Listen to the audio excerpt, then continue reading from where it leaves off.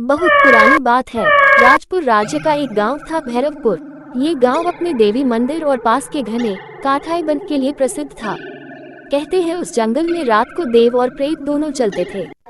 वहीं रहती थी एक औरत मधुरा। मधुरा देखने में साधारण थी, पर उसके अंदर एक रहस्य था। उसकी माँ मरते वक्त बोली थी, तू किसी साधारण खून से नहीं बनी, तेरे भीतर आग और आशीर्वाद दोनों हैं। मधुरा को बचपन से ही कुछ अलौकिक शक्तियाँ थीं। वो दूर से पानी उबाल सकती थी, किसी के दिल की बात सुन सकती थी और सपनों में भविष्य देख सकती थी।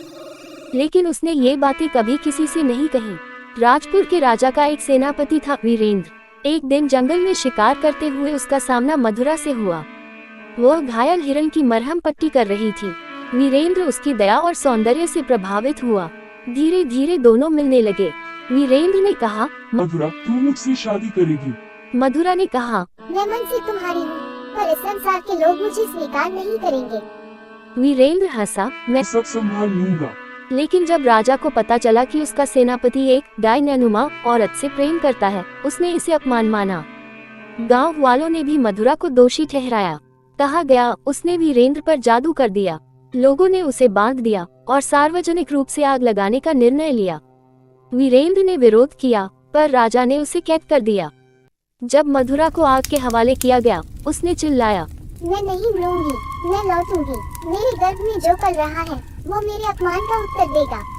वो आग में झुलसी, पर उसकी देह राख में बदलने से पहले हवा में घुल गई। उसी रात आकाश लाल हुआ और भैरवपुर के ऊपर काले बादल छा गए। कई वर्ष बीते। गांव में अचानक एक रात तेज आंधी चली और सुबह झील किनारे लोगों ने एक गर्भवती औरत को पाया। चेहरा झुलसा हुआ पर जिंदा। किसी ने उसे पहचान लिया, ये तो वही मधुरा है। लोग डर गए, पर वह औरत कुछ बोल नहीं रही थी, बस अपने पेट पर हाथ रखे थी। पुजारी ने कहा, ये इंसान नहीं, श्राप है, इसे जंगल में छोड़ दो। गांव वाले उसे काठाई वन के अंदर छोड़ आए। 3 दिन बाद उसी जंगल से बच्चे के रोने की आवाज आई। किसी ने देखा नहीं कि वो बच्चा कैसे बचा, पर कहा गया कि मां मर गई और बच्चा चुड़ैल का बेटा है। वर्षों बाद वही बच्चा आदिर गोमती नाम की विधवा ने पाल लिया। आदिर एक विचित्र बच्चा था। वो कभी हंसता नहीं था, लेकिन हवा उसके साथ खेलती थी। जब वह गुस्सा होता, दीपक खुद बुझ जाते। गांव के लोग कहते, ये चुड़ैल का बेटा है, इसे यहाँ से निकालो। पर गोमती हमेशा कहती, भगवान ने अगर जन्म दिया है तो कोई शैतान नहीं हो सकता। एक दिन आदिर ने देखा एक घायल सांप जमीन पर तड़प रहा था। उसने उस पर हाथ रखा और सांप जिंदा होकर रेंगने लगा। उस पल उसे एहसास हुआ, उसके अंदर कुछ ऐसा है जो जीवन और मृत्यु दोनों को छू सकता है। पूर्णिमा की रात थी। गांव के कुएं से धुआं उठने लगा। दीवारों पर किसी ने खून से लिखा, मेरा बेटा मुझे लौटा दो। लोगों ने पुजारी को बुलाया। उसने कहा, चुड़ैल वापस आ गई है, उसका श्राप अधूरा है। आदिर ने पहली बार सपना देखा, एक औरत, काले बाल, आंसुओं की जगह धुआं और उसके होठों से निकला नाम। आदिर। वो जंगल की ओर खींचा चला गया। वहाँ पेड़ों के बीच एक रोशनी थी और उसी में उसकी माँ मधुरा खड़ी थी। मैं तेरी माँ हूँ। उसने कहा, तेरे अंदर मेरी और तेरे पिता की आत्मा दोनों है। तू मेरा श्राप तोड़ सकता है। मधुरा ने बताया, जब तक मेरी आत्मा मुक्त नहीं होती, तू भी इंसान नहीं बन पाएगा। तुझे काठाई वन की भैरवी घंटी बजानी होगी, वही घंटी जो मेरे जलते समय गिरी थी और अब धरती के नीचे दबी है। आदिर ने पूछा, अगर मैं असफल हुआ, वो बोली, तो तू मेरा उत्तराधिकारी बनेगा, एक नया श्राप। जब आदिर गांव लौटा, लोग डर गए। पुजारी ने घोषणा की, ये चुड़ैल का पुत्र है, इसे मार दो। लोग मशाले लेकर उसके पीछे दौड़े। गोमती बीच में आई, किसी बच्चे को मत मारो। पर लोगों ने उसे धक्का दे दिया। आदिर गुस्से से चिल्लाया और तभी हवा तूफान में बदल गई। पेड़ झुक गए, आग खुद बुझ गई और सब डर कर भागे। गोमती ने कहा, बेटा, अपने गुस्से को श्राप मत बनने दे, अपनी माँ को मुक्त कर। आदिर जंगल गया। वहाँ धरती कांप रही थी। जैसे ही उसने खुदाई शुरू की, धरती से नीली ज्वाला उठी।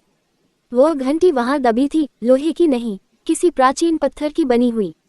माँ की आवाज गूंजी, घंटी बजा दे बेटा, मुझे मोक्ष दे। लेकिन तभी पुजारी और गांव वाले पहुंच गए। उन्होंने उस पर वार किया। आदिर घायल हुआ, लेकिन उसने आखिरी सांसों में घंटी बजा दी। घंटी की आवाज ने आकाश फाड़ दिया। बिजलियां गिरी, सब कुछ जल उठा। मधुरा की आत्मा आकाश में उठी। अब वो सुंदर थी, शांत थी। उसने आदिर को गोद में लिया। तूने मुझे मुक्त किया मेरे लाल, पर ये संसार तुझे कभी स्वीकार नहीं करेगा। अब तू इस धरती का रक्षक बनेगा, न श्राप न वरदान। उसके आंसू जब जमीन पर गिरे, वहां से एक नया पौधा उगा जिसकी पत्तियां नीली थीं। कहते हैं वो पौधा आज भी काठाई वन में उगता है और जहां वो खिलता है वहां बुराई नहीं टिकती। सालों बाद गांव फिर बस गया। गोमती मर चुकी थी, लोगों ने सब भूल गया। पर एक रात गांव की नदी किनारे एक औरत प्रसव वेदना में चिल्लाई। बच्चे के रोने की आवाज आई। लोग दौड़े और देखा, बच्चा जिंदा था पर मां गायब। कहते हैं उस बच्चे के माथे पर भैरवी घंटी का निशान था। लोगों को याद आया, जब मां चुड़ैल हो तो बच्चा इंसान और जादू दोनों का उत्तराधिकारी बनता है। और इस बार कोई नहीं जानता कि वो चुड़ैल कौन थी। शायद मधुरा की आत्मा फिर से लौट आई थी अपने बेटे के वंश को देखने। मां का गर्भ कभी अभिशाप नहीं होता, वो तो संसार का पहला चमत्कार होता है। बस जब दुनिया उसे समझने से डर जाती है, वही चमत्कार चुड़ैल कहलाता है।